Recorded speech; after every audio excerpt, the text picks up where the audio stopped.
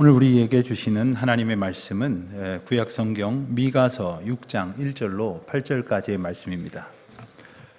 미가 6장 1절로 8절까지의 말씀.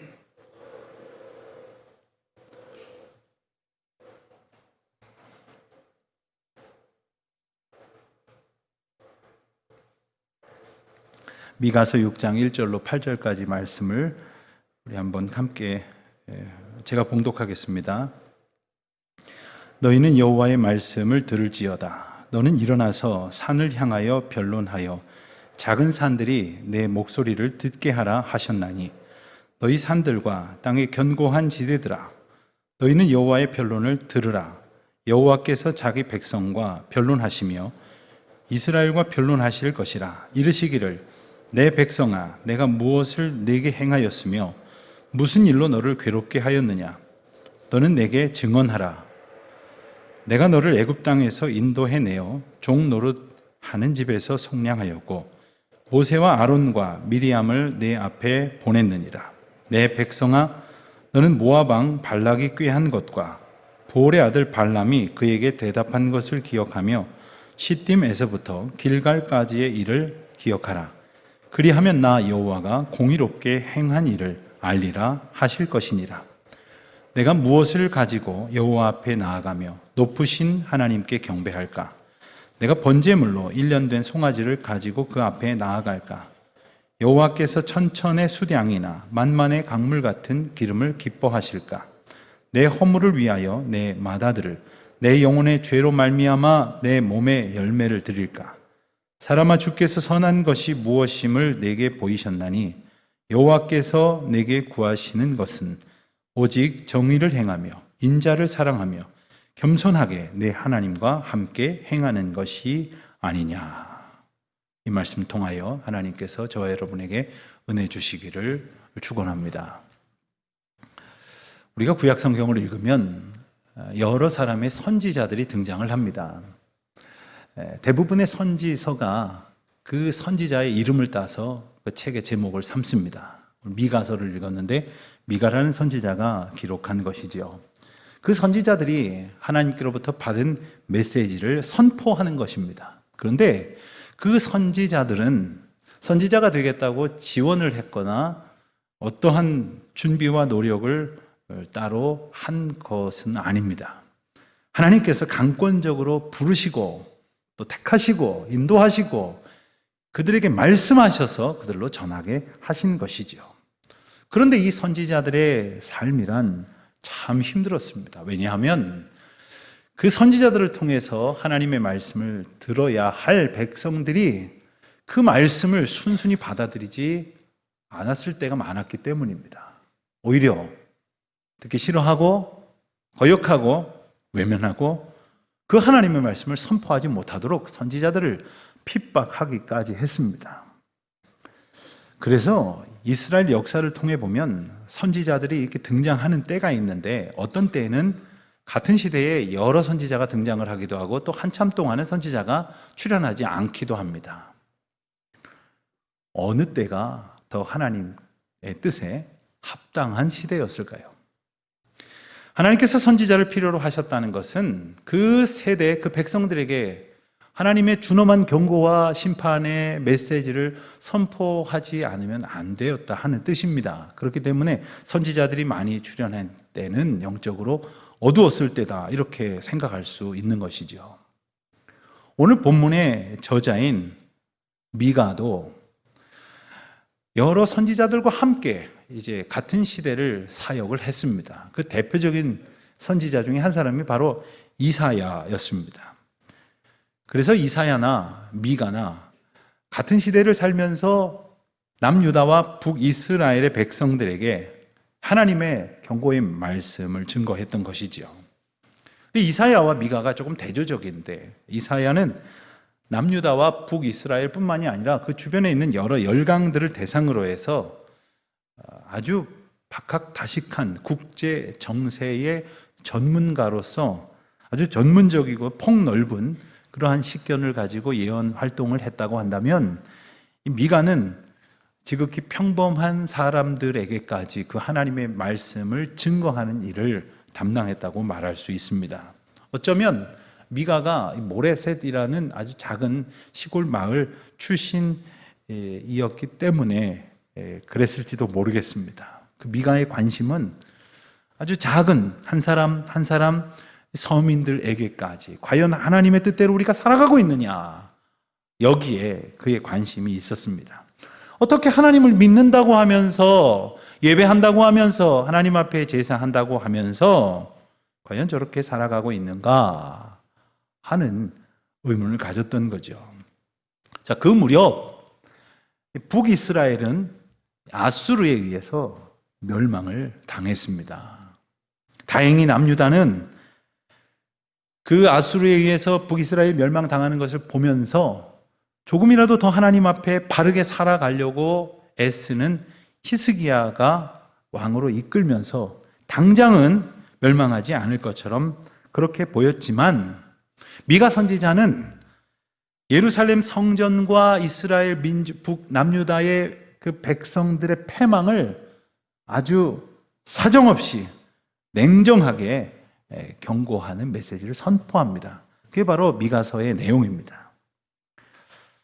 사실 그로부터 100여 년이 지났을 때에 정말로 남유다가 멸망하게 되었을 때 예레미야가 선포한 메시지를 보면 미가의 메시지하고 거의 다르지 않습니다. 아마 그들은 이제 그 멸망하는 남유다의 형편을 보면서 일찍이 미가 선지자를 통해서 하나님께서 말씀하셨던 그 준엄한 심판의 메시지를 떠올렸을 것입니다. 그래서 미가는 사실 이렇게 받아들이려고 하지 않았던 백성들에게 하나님의 경고의 메시지를 선포하면서 자기의 백성들이 큰 환난을 겪은 뒤에야 더욱 복된 은총을 하나님께로 얻게 될 것이다, 이렇게 선포했습니다.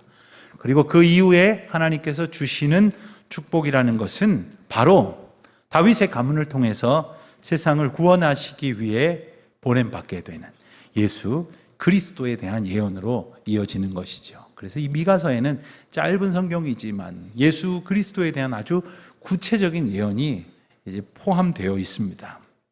그럼에도 불구하고 안타깝게도 이스라엘 백성들은 여전히 자기 중심적인 그러한 태도로 하나님을 찾았습니다. 나름대로 하나님 앞에 나아갔다고 말하겠죠. 그러나 자기가 원하는 대로 이루어지지 않으면 가차없이 불평하고 원망했습니다. 하나님 앞에 반항했고 불순종했습니다. 왜냐하면 철저히 자기들의 생각이 기준이 되었기 때문에 그랬습니다. 여러분, 우리는 어떨까요? 우리가 한 세상을 살아가다 보면 기쁜 일도 있고 슬픈 일도 만날 것입니다.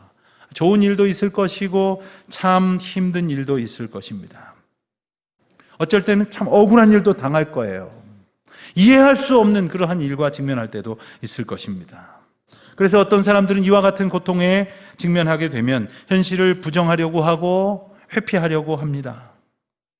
그런데 더 큰 문제는 우리가 하나님의 다스리심 가운데에 산다고 말을 하면서도 동시에 하나님 앞에 원망하고 있다는 거예요. 하나님 앞에 어떤 태도를 취해야 할런지조차 깨닫지 못하고 혼란스러운 과정을 겪으면서 하나님 앞에 막 따져 묻는다는 거죠. 그럴 때마다 우리는 어김없이 은혜와 사명을 다 망각하고 그릇 행할 수밖에 없었을 것입니다. 마음대로 거역하며 살았을 것입니다. 오늘 하나님께서는 이러한 이스라엘 백성들, 이러한 인생들에게 당신의 선지자를 내세워서 선포하십니다. 그리고 그 뜻을 분명히 깨닫도록 하십니다. 근데 오늘 읽은 말씀의 첫 문장은 너희는 여호와의 말씀을 들을지어다 라는 초청이요 선언으로 시작을 하십니다. 너희는 여호와의 말씀을 들을지어다. 이것은 하나님의 백성들에게 하시는 말씀이기도 하고 모든 피조물에게 선포하시는 말씀이기도 합니다. 그리고 어떤 상황에 처하여 있든지 간에 기억해야 될 말씀이기도 합니다.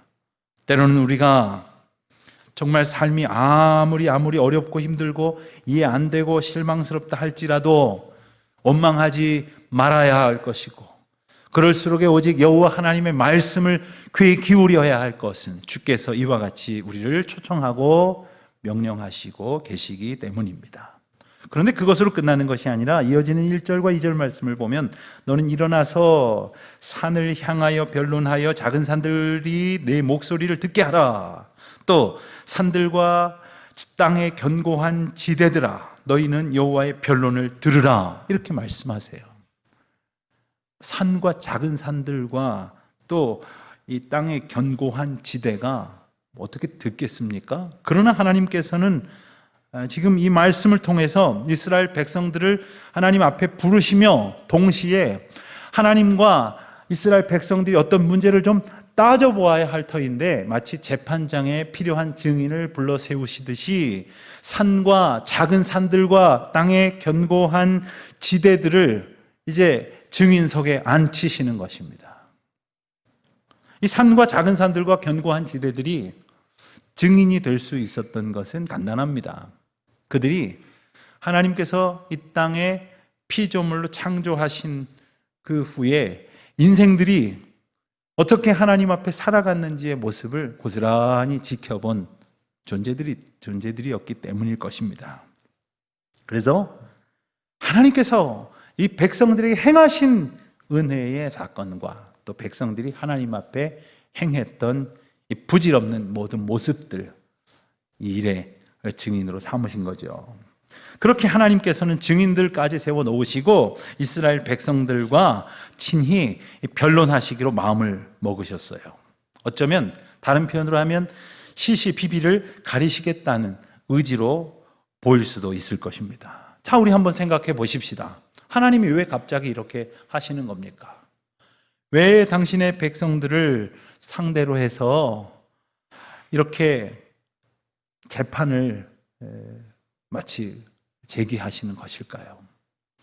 백성들의 유죄를 입증해서 혼을 내주시려는 것일까요?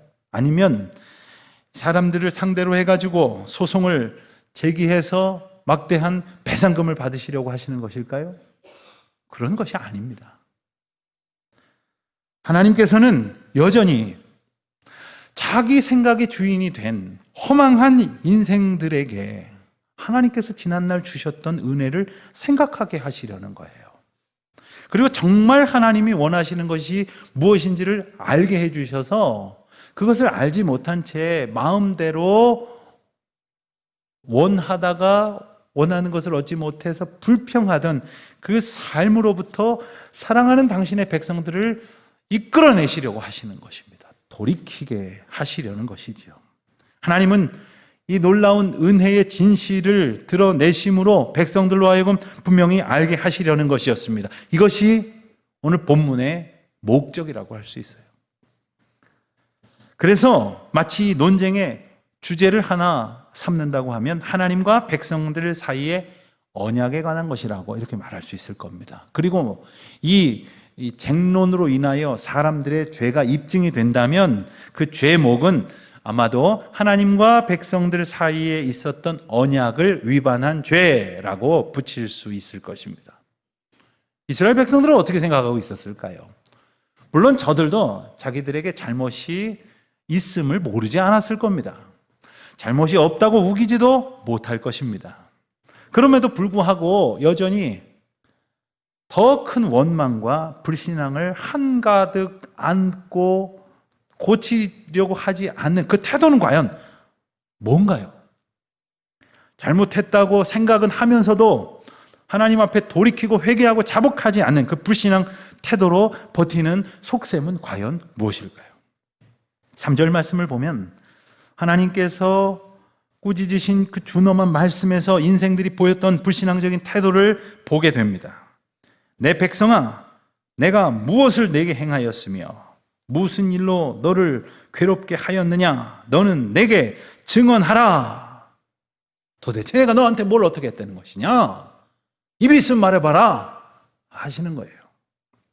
도대체 어떻게 해야 너희는 바른 신앙의 삶을 살 것이냐고 말씀하시는 거죠. 이스라엘 백성들은 자기들의 삶에서 겪는 크고 작은 고통의 원인을 서슴없이 하나님께로 돌렸습니다. 불평했습니다. 불만을 쏟아냈습니다. 선지자는 오늘 말씀을 통해서 그 너희들의 그 고통이 과연 하나님의 책임이냐? 이렇게 묻고 있는 겁니다. 도대체 하나님이 무슨 못할 일을 하셨다고 그러는 것이냐? 이렇게 물으시는 거죠. 그러면서 오히려 하나님께서 너희 인생들에게 얼마나 놀라운 은혜를 베푸셨는지를 깨달으라 하면서 이어지는 4절 이하의 말씀에서 몇 가지 중요한 하나님의 은혜의 선물을 다시금 상기시켜 주고 계십니다. 첫 번째 은혜의 선물은 무엇일까요? 바로 구원의 은혜입니다. 4절을 제가 읽겠습니다. 내가 너를 애굽 땅에서 인도해내어 종 노릇하는 집에서 속량하였고 했습니다. 여러분, 성경을 우리가 읽으면서 이 성경에 나오는 많은 사건과 장면들 속에서 가장 극적인 것이 있다면 어떤 것을 꼽을까요? 아마 어떤 분은 이제 갈멜산에 하나님께서 불을 내리는 그런 장면을 이야기하실 수도 있을 것이고, 또 어떤 분은 계시록에 나오는 새 하늘과 새 땅의 장면을 말할 수도 있을 것이지만, 아마 많은 분들이 이스라엘 백성들이 애굽을 탈출해 오던 이 출애굽 사건을 상기하실 겁니다. 한두 명도 아니죠. 어린이들과 여인들까지 합치면 수백만에 이르는 하나님의 백성들이 종되었던 집 애굽 땅에서 하나님의 강권적인 은혜 역사하심으로 건짐을 받아서 그것을 탈출하는 이야기, 가로막혔던 홍해를 가르시고 마른 땅을 만드셔서 그 땅으로 걸어가게 하신 그 사건, 그것을 기억하라 말씀하신 거예요. 그것도 속량하셨다고 그랬습니다. 값을 치르고 구원하셨다는 뜻입니다. 수많은 어린 양들의 피를 흘리게 하셔서 집집마다 순종하는 자들로 인하여 문설주와 좌우 임방에 바르게 하시고, 그리고 그것을 그 믿음의 고백으로 한 집은 지나가되 그렇지 않은 집들마다 다 그 집의 마다들이 죽는 그러한 심판을 하나님께서 내리시지 않았습니까? 그 엄청난 대가를 치르면서까지 하나님께서는 이스라엘 백성들을 건지셨습니다. 왜요? 그만큼 사랑하셨기 때문이죠. 예수 그리스도의 십자가, 그 보혈의 피를 흘리게 하시면서까지 우리를 구원하신 이유가 무엇입니까? 우리를 그보다 더 사랑하셨기 때문이 아닙니까? 내가 너희를 속량하여 구원하였다, 이것을 기억하라 하시는 말씀입니다. 두 번째입니다. 역시 4절에 있습니다. 모세와 아론과 미리암을 내 앞에 보내느니라. 하나님께서 참 어리석은 백성들, 참 끼리끼리 모여봐야 똑같은 생각만 하고 있는 참으로 무지한 자들을 주의 뜻 가운데로 인도해 내시기 위해서 하나님은 때마다 하나님의 사람을 보내주셨습니다. 그들을 통하여 인도하셨습니다. 이끌어 주셨습니다. 또 이제도 그러하실 것이요, 이후로도 하나님께서 그 하나님의 인도하심의 복을 허락하실 것입니다. 그렇게 인도하신 하나님, 이것을 기억하라 하시는 것이죠. 세 번째는 축복의 선물을 주셨다는 말씀을 하십니다. 5절에 보면 내 백성아, 너는 모압 왕 발락이 꾀한 것과 부올의 아들 발람이 그에게 대답한 것을 기억하라, 이렇게 말씀하십니다. 이스라엘 백성들이 가나안 땅을 지나서 이제 요단강을 건너가기 전에 마지막으로 들렸던 지경은 바로 모압 지경이었습니다. 그 모압 땅을 지나게 되는데, 모압 왕 발락이 이스라엘 백성들이 자기들의 지경으로 오는 것을 보면서 두렵기도 하고 겁이 났습니다. 그래서 주술사인 발람이라는 사람을 불러다가 저들을 저주하라고 그렇게 요구했습니다. 발람도 처음에 그렇게 하려고 했습니다. 그러나 하나님께서는 그 주술사의 입과 마음과 눈을 주장하여 주셔서 저주하게 하지 아니하시고 오히려 축복을 하게 하셨다는 거예요. 하나님께서는 우리를 대적하는 모든 세상의 대적자들을 다 통치하시고 다스리셔서 우리로 하여금 오히려 하나님의 복을 얻게 하시는 줄로 믿습니다. 그래서 그 발람이 민수기 23장 23절에 보면 저주하라는 그 끊임없는 요구에 대해서 뭐라고 답을 합니까? 야곱을 해할 점술이 없고 이스라엘을 해할 복술이 없다, 이렇게 대답을 하는 거예요. 저주할래야 저주할 게 없다 이거예요. 하나님이 그렇게 이끄시는 대로 오히려 축복의 도구가 되었습니다. 하나님은 자기 백성을 대적하는 모든 세력으로부터 구원하실 뿐만 아니라 우리를 향하여 공격해오는 그 모든 악한 세력들의 저주를 파하시고 오히려 하나님의 복으로 채워주시는 줄로 믿습니다. 마지막 네 번째 은혜의 선물은 바로 인도하심이라는 선물입니다. 5절 중반에 보면 시딤에서부터 길갈까지의 일을 기억하라고 말씀하십니다. 여러분, 시딤이라고 하는 것은 이제 가나안 땅에 들어가기에 앞서서 요단강을 건너게 되지 않습니까? 이 요단강 건너기 직전에 마지막으로 머물렀던 곳이 바로 시딤입니다. 그리고 길갈은 바로 요단강을 건너가자마자 첫 번째로 머물렀던 곳이 길갈입니다. 시딤과 길갈, 우리에게는 생소한 지명이지만 이스라엘 백성들에게는 너무나도 놀라운 은혜의 장소였습니다. 물론 시딤에서 있었던 일을 기억하지 않을 수 없었겠지요. 시딤에서 이스라엘 백성들은 그것이 모압 지경이었기 때문에 그 모압의 여인들의 유혹에 빠져서 음행을 일삼았으나 하나님께서 그 또한 용서하시고 구원하셨습니다. 그리고 길갈에 이르렀을 때에는 그곳에서 하나님께서 모든 백성들을 정결하게 하기 하시도록 그동안 할례를 행하지 못했던 것을 행하도록 허락하여 주셨습니다. 비록 낯선 땅에 갔지만 모든 사람들로부터 하나님께서 보호해 주셨습니다. 그리고 두려움 가운데에 내디뎠던 첫 성읍 길갈에서 여리고를 바라보게 하셨고 그 여리고 성을 돌면서 아무 한 일이 없지만 하나님의 강권적인 역사하심으로 여리고 성이 무너지는 것을 보게 하시지 않았습니까? 그것이 바로 시딤과 길갈에서 주셨던 은혜입니다. 좁은 의미로 본다면 그 사이에서 무슨 일이 있었습니까? 바로 요단강을 건너는 일이 있었습니다. 그것은 그 옛날 40년 전 그들의 조상들이 홍해를 건너왔던 그 사건을 다시 한번 떠올리게 하는 하나님의 놀라운 은혜의 재구성이었죠. 그들은 정말 조상들의 일로 들었던 그 역사적인 은혜가 내 앞에서 다시금 펼쳐지는 하나님의 은총을 보게 되었던 것입니다. 그렇게 인도하신 하나님, 그와 같은 은총 중에 이스라엘 백성들을 이끌어 주셨다는 것이지요. 자, 그렇다면 그와 같은 은혜 가운데 살았어야 마땅할 이스라엘 백성들은 어떤 생각을 하고 살았을까요? 오늘 말씀을 통해 보면 이스라엘 백성들을 참 불순종하고 원망하고 탄식하며 그렇게 살았지만 또 그들 나름대로 말해보라 하면 할 말이 없진 않았을 것 같아요. 우리도 우리 나름대로 할 만큼은 하고 살았습니다. 이렇게 말할런지도 모르겠어요.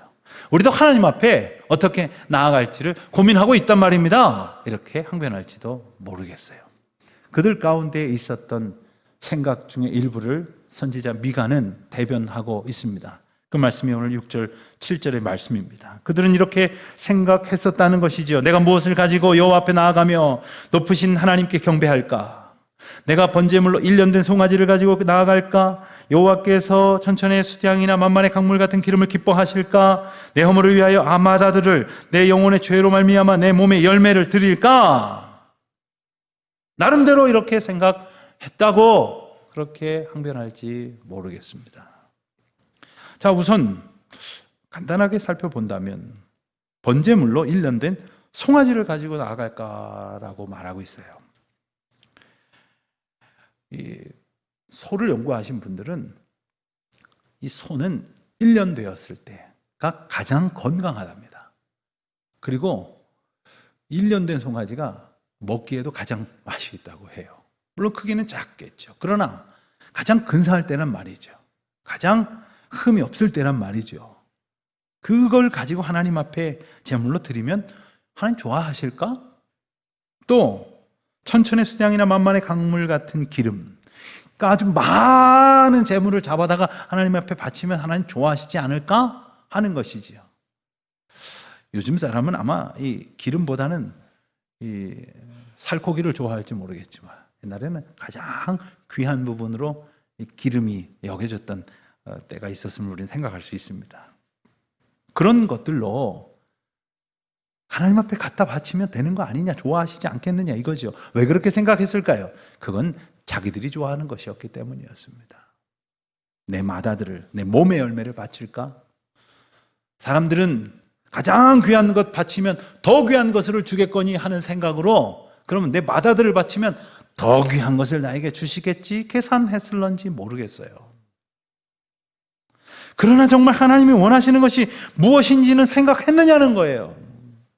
주님께서 원하시는 그 아름다운 것에는 마음을 두지 아니하고 그저 내가 생각하는 것으로 좋은 것이라고 여겨졌던 것을 가지고 나아가는 그 껍데기에, 그 형식에 얽매이고 있는 이스라엘 백성들을 돌아보게 하시는 말씀인 것입니다. 자, 그렇다면 이제 주님이 원하시는 것은 무엇입니까? 8절 말씀입니다. 사람아, 주께서 선한 것이 무엇임을 내게 보이셨나니 여호와께서 내게 구하시는 것은 오직 정의를 행하며 인자를 사랑하며 겸손하게 내 하나님과 함께 행하는 것이 아니냐. 세 가지를 말씀하십니다. 정의를 행하며, 또 인자를 사랑하며, 겸손하게 하나님과 함께 행하는 것. 자, 과연 우리는 이처럼 살고 있었을까요? 이 세 가지의 시작은 한 출발점에서부터 비롯됩니다. 그것은 바로 여호와를 바라보는 것입니다. 여호와를 아는 것입니다. 여호와 앞에 내가 있음을 깨닫는 것입니다. 여호와를 알므로 더 이상 나의 의로 살아가는 것이 아니라 하나님의 의로 살아가는 것이고, 여호와께서 내게 주신 그 놀라운 은총을 알므로 이제는 인자를 사랑하며 살아갈 수 있게 되는 것이요, 여호와 앞에 내가 있음을 깨달음으로 죄인된 내가 겸손하게 주님만 의지하며 주와 동행할 수 있게 하신다는 것이지요. 오늘 말씀에서 이 정의라는 단어는 미시파트라고 하는 원어가 사용됐는데, 이 말은 성경 다른 곳에서는 공의 혹은 공정이라는 말로 번역되기도 합니다. 혹은 공정하게라는 말로 번역이 되기도 합니다. 근데 이 말의 뜻은 뭐냐 하면 잘못된 것을 바로 잡는 구체적인 행동이라는 뜻이에요. 하나님이 말씀하시는 정의는, 이 공의는 이게 옳다 저게 그르다 라는 생각을 말하는 것이 아닙니다. 그렇게 나의 말을 하는 것을 뜻하는 것이 아닙니다. 그렇게 행동하는 것을, 그렇게 사는 것을 말하는 거예요. 여러분, 얼마나 의로운 사람이 많은 세상에서 우리가 살아가고 있습니까? 저마다 자기가 의라고 그래가지고 자기들이 의롭다고 말하면서 상대방은 아주 불의한 세력이라고 끊임없이 공격하는 소리를 듣는 통에 우리의 인생이 얼마나 피곤하고 괴롭습니까? 다 자기만이 옳다고 말하는 이 세대 속에서 과연 우리가 무엇이 옳은지를 분별할 수 있는 겁니까? 창세기 18장 19절에서는 하나님께서 인생들을 부르신 그 놀라운 은혜의 원리를 이처럼 말씀하십니다. 내가 그들에게 명하여 여호와의 도를 지켜 의와 공도를 행하게 하려고 그를 택하였나니. 하나님께서 하나님의 백성들을 부르시고 택하시는 이유는 뭐냐면 그의 의와 공도를 행하게 하시려는 거예요. 그의 의와 그의 정의, 그리고 하나님께서 여러 인도하시는 그 길로 살아가게 하시려고 내 백성을 택하셨다 하는 뜻이죠. 자, 그렇다면 우리는 어떻게 그 길로 걸어갈 수 있는 겁니까? 자, 우리는 어떻게 하나님께서 말씀하신 그 정의를 바로 알고 그 정의롭게 살아갈 수 있을 것일까요? 하나님의 정의를 아는 길은 오직 한 가지, 하나님의 말씀을 통해서 알 수 있는 것입니다. 시편 119편 105절로 106절은 그래서 이렇게 우리에게 말씀하십니다. 주의 말씀은 내 발의 등이요 내 길의 빛이니이다. 주의 의로운 규례들을 지키기로 맹세하고 굳게 정하였나이다. 주님의 의로운 규례들을 지킬 수 있는 것은 주님의 말씀이 우리를 붙들고 주님의 말씀으로 우리가 빛을 삼고 등을 삼고 그 길로 걸어갈 때에 우리는 비로소 의로운 삶을 살 수 있는 것이죠. 내가 보기에 의로운 어떤 사람을 지지한다고 내가 의로워지는 게 아니에요. 어떤 편에 서서 반대편에 향해서 소리를 지른다고, 인터넷에서 아무거나 보고 듣고 말하고 쏟아낸다고 과연 우리의 삶이 정의로우냐는 거예요. 오직 하나님께서 우리의 정의가 되시고 세상의 공의이심을 말씀을 통해서 날마다 깨닫고 그 뜻대로 살아가는 우리 모두가 되시기를 바랍니다. 두 번째입니다. 인자를 사랑하며. 이 말은 다른 말로 말하면 인자를 사랑하며라고도 할 수 있지만 인자를 실천하며 라는 말로 바꿀 수가 있습니다. 근데 그 인자가 무엇일까요? 오늘 인자라는 말로 번역된 이 단어는 헤세드라는 단어입니다. 아마 여러분들도 들어보셨을 것이에요. 헤세드, 참 귀중한 단어입니다. 구약 성경에 나오는 수많은 단어 가운데 이 말은 때로는 하나님의 사랑으로 번역되기도 하고 하나님의 긍휼로 번역되기도 합니다. 그리고 하나님의 은총, 평강, 자비하심, 친절 이런 여러 단어로 해석이 됩니다만은 어쩌면 그 모든 단어들을 다 모아도 이 헤세드가 주는 이 감동을 다 담을 수 없을 것이에요. 하나님의 그 크신 사랑, 그 놀라우신 은혜, 정말 우리에게 무한한 긍휼로 주신 그 사랑, 과연 우리는 그렇게 살아갈 수 있느냐는 거예요. 이미 짐작하시겠지만 결코 우리는 그런 사랑으로 살아갈 수 없는 존재예요. 그러나 그 사랑으로 살으라는 명령을 준행할 수 있는 것은 그 사랑이신 하나님을 의지하여 하나님이 나를 사랑하신 것처럼 내가 이웃을 사랑하고 하나님이 나를 사랑하신 그 사랑으로 하나님을 따라 살아갈 때에 우리는 비로소 인자를 사랑하고 인자를 실천하고 헤세드를 소원하고 헤세드를 실천하며 살아갈 수 있는 주의 자녀가 될 것입니다. 공의로우신 하나님은 동시에 우리에게 헤세드를 베풀어 주신 분이시거든요. 그러므로 우리가 이 세상을 살아갈 때 하나님의 공의에 입각해서 살아간다면 당연히 우리는 하나님의 은혜를 힘입어 하나님의 헤세드를 가지고 사람들을 섬기며 포용하면서 사랑할 수 있게 될 것입니다. 이렇게 인자를 사랑한다는 이것은 우리가 세상을 살아가는 기본적인 신앙인으로서의 자세를 말씀하시는 것이고 다른 사람들을 대하는 근본적인 태도를 말씀하시는 것이기도 한 것이죠. 이웃을 사랑하는 것에서 바로 하나님이 기뻐하시는 정의로운 행동이 나오는 것이지요. 그리고 하나님께서 우리를 사랑하셨듯이 그 사랑으로 사랑하라고 말씀하시기에 예수님께서는 그의 제자들에게 가르쳐 주시기를 내 이웃을 내 몸과 같이 사랑하라고 말씀하신 것 아닙니까? 마지막 세 번째입니다. 겸손히 하나님과 동행하는 것이다. 여러분, 하나님과 동행하는 우리의 자세는 겸손이어야 합니다. 사실 이것은 어려운 일이 아닙니다. 내 곁에서 나를 이끄시고 내 앞에서 나를 보호해 주시는 분이 하나님이시라는 사실을 분명히 깨달으면 우리가 어찌 겸손하지 않을 수 있겠습니까? 이것을 깨닫지 못하니까 교만한 거죠. 내 앞에 계신 분이 나에게 정의를 가르쳐 주시고 무한한 헤세드로 나를 품어주신 분이시라는 사실을 잊어버렸기 때문에 내가 감히 하나님 앞에 원망하고 불평했던 거 아닙니까? 사랑하는 성도 여러분, 교회가 교회될 수 있는 것은 하나님의 정의를 겸손히 붙들고자 할 때입니다. 하나님 앞에 받은 그 헤세드를 가지고 세상을 섬기려고 할 때입니다. 교회 안에서 서로를 바라보면서 그 정의와 그 헤세드를 가지고 서로를 사랑할 때 교회가 교회되는 것입니다. 나는 이렇게 생각하고 너는 이렇게 생각하고 내가 생각하는 생각을 갖는 사람이 더 많으니까 이렇게 해야 된다고 주장하는 것이 아니라 하나님의 뜻이 어디에 있느냐, 하나님은 진정 우리를 어떤 길로 어떤 은혜 가운데로 인도하셨는가, 시딤과 길갈에서 행하셨던 하나님의 은혜를 기억하라 하셨던 것처럼 지난날 저와 여러분의 삶 속에서 우리 교회의 시간들 속에서 우리를 인도하셨던 하나님의 무한한 은혜를 잊지 말고 날마다 감사하며 날마다 고백하는 가운데에 겸손히 하나님과 행하는 우리 교회가 될 수 있기를, 또한 그러한 여러분과 여러분의 삶이 되실 수 있기를, 그리고 그러한 여러분의 가정이 되시기를 주님의 이름으로 축원합니다. 기도하시겠습니다.